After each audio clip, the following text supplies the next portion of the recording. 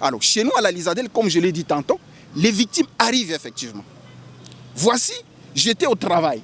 Les premiers jours, je suis arrivé, il y a mon chef, il m'a appelé, j'entre dans son bureau, il ne me dit rien. Je suis resté pendant beaucoup de temps.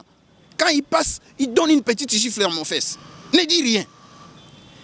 Alors, de tels actes, lorsque nous avons apporté devant les juges, mais je peux être sincère pour dire que nous n'avons pas encore sur les 100% des dossiers que nous avons apportés, je peux compter peut-être 2% où nous avons obtenu des jugements, mais la majorité des dossiers, ça ne se termine qu'au niveau de l'administration de la preuve. Il y a toujours des problèmes, il y a toujours cette stigmatisation au niveau socio-culturel, il y a tous ces problèmes qui entrent en jeu, qui empêchent à ce que l'on puisse convenablement les auteurs de ces infractions. Donc ce sont là les difficultés que nous avons. Mais qu'est-ce que nous devons faire? Nous devons baisser les bras? Non.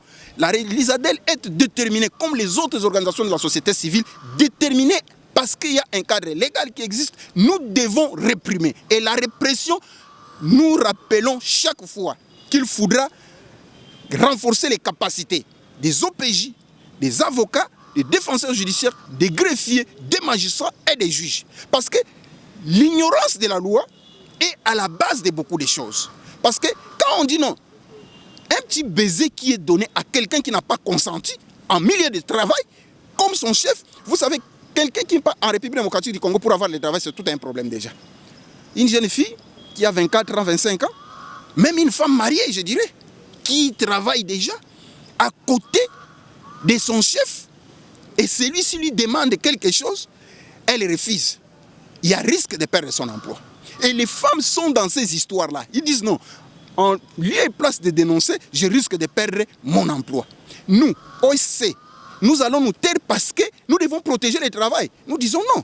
Pour nous, nous devons continuer à dénoncer. Et il doit y avoir une campagne de sensibilisation de la population. Ici, nous voulons parler beaucoup plus de ce qui se passe dans les milieux professionnels étrangers en République démocratique du Congo qui nous appellent, nous, OSC, de nous lever pour faire face à cette réalité que nous devons impérativement combattre. Parce qu'il y a un cadre légal qui dit qu'on ne peut pas continuer à vivre au service et on est harcelé.